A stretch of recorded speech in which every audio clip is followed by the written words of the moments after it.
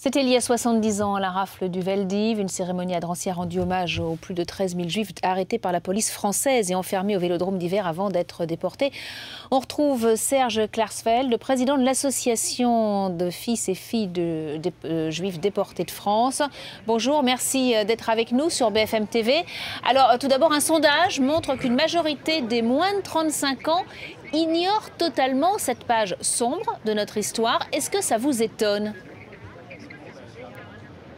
Non, ça ne m'étonne pas, mais il faut voir les choses un peu à l'envers, c'est-à-dire que il y a 40 ans, c'était 90%, il y a 20 ans, c'était 60%, et aujourd'hui, la courbe, elle est ascendante, et je pense que si le président de la République vient dimanche prochain, eh bien, c'est pour mieux faire connaître cet événement.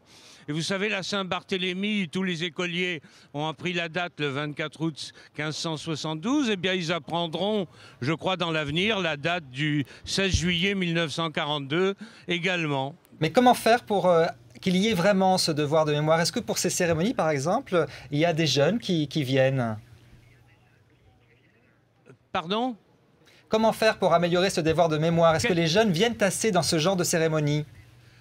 Eh bien, je trouve que le devoir de mémoire en France est fait d'une façon tout à fait remarquable en ce qui concerne la Shoah, surtout depuis le discours en 1995 de Jacques Chirac. Depuis 1995, dans beaucoup d'écoles, les enseignants travaillent sur la Shoah. Les plaques sur les enfants juifs déportés ont fleuri dans la plupart des établissements scolaires qu'ils fréquentaient au moment de leur arrestation et de leur déportation.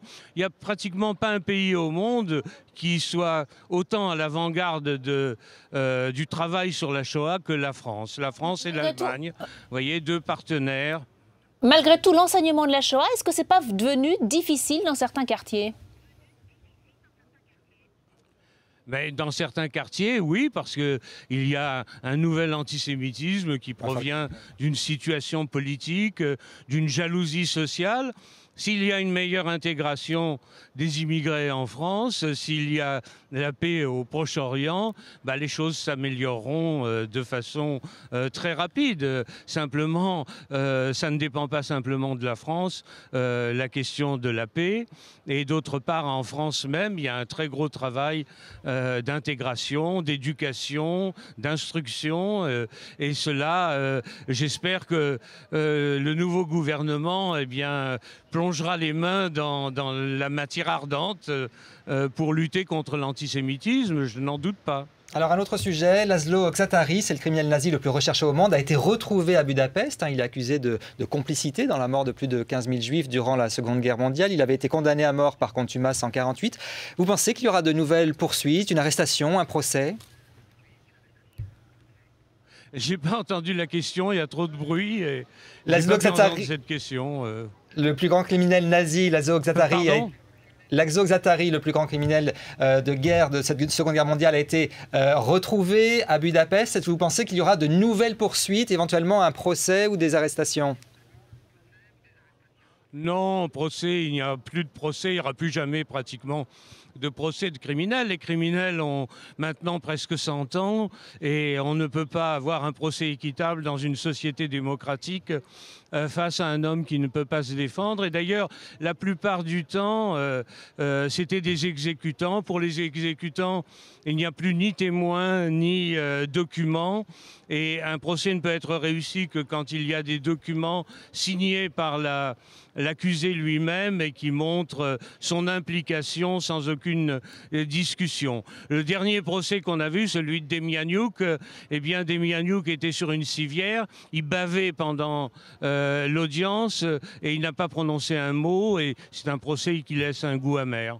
Est-ce que vous pensez qu'on ne les a pas suffisamment traqués, ces criminels de guerre ? On ne peut pas traquer des dizaines de milliers de personnes. Ce sont les dirigeants. Or, tous les dirigeants, ou presque, tous les cadres supérieurs ont eu une procédure judiciaire contre eux. Mais aussi, il faut dire que pendant une période importante, l'Allemagne en particulier a eu une attitude très indulgente à l'égard des criminels, du jugement des criminels nazis. Donc les procédures n'ont pas pu aboutir et parfois les verdicts ont été indulgents. Bon, nous, on a fait pression et je crois que depuis 1980, la justice allemande a travaillé d'une façon plus efficace et la justice française aussi, puisque la France aussi a été à l'avant-garde en reprenant le procès de Klaus Barbie, en faisant le procès de Touvier, de Papon. Eh bien, la France a joué un grand rôle dans le jugement des criminels nazis. Merci beaucoup Serge Klarsfeld d'avoir été avec nous en direct sur BFM TV.